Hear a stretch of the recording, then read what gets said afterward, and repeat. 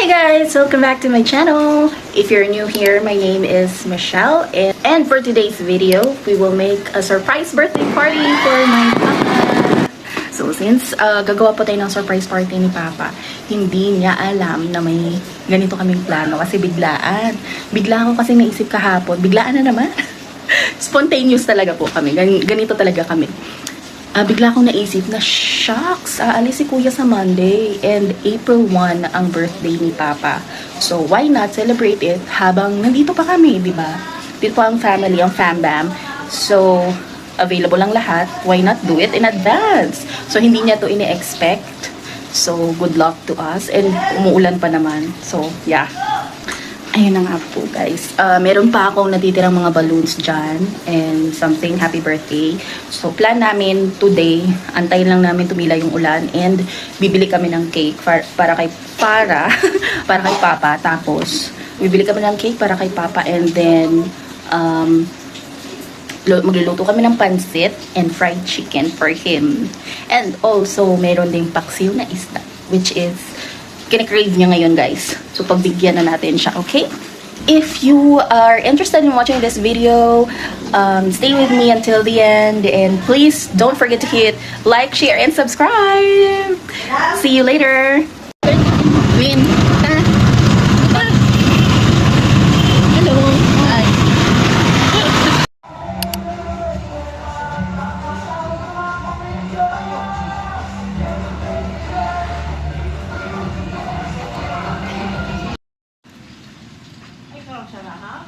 So, ito yung nabili ko sa kabilang store lang. Parang may mga birthday supply sila doon. So, I got this candle, 6 and 1. Pero later, ilalagay ko sa cake na 16. And this happy birthday sign para sa cake. Ayan lang po. So, I've got this 3 at saka si Lynn kasama ko. Yan lang po talaga yun. As you can see guys, we don't have that grand or big salon dito sa probinsya.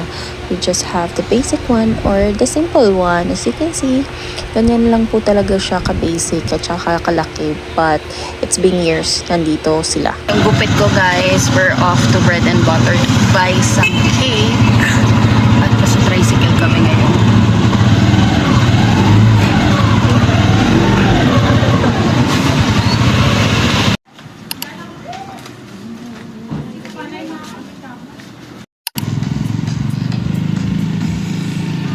Hindi ko na rin pala napakita guys, pero namalengke na rin kami. Ito, pauwi na kami after namin mamalengke at bumili ng cake.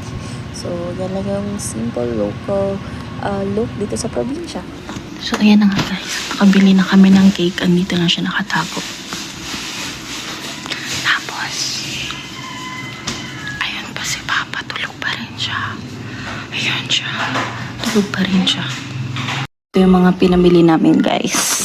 This is mine. Hindi yan siya kasali dyan. Pero yan, pansit, mango float, and for our fried chicken. Hello!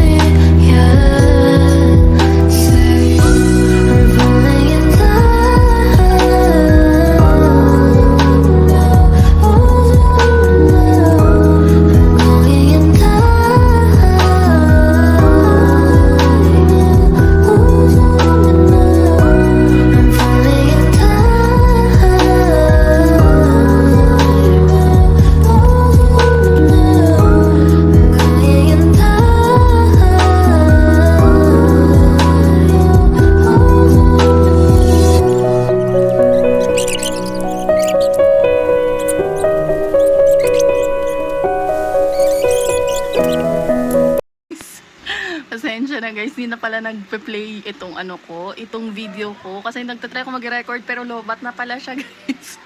Na-busy na ang ate nyo. Tignan nyo naman ang pangyayari.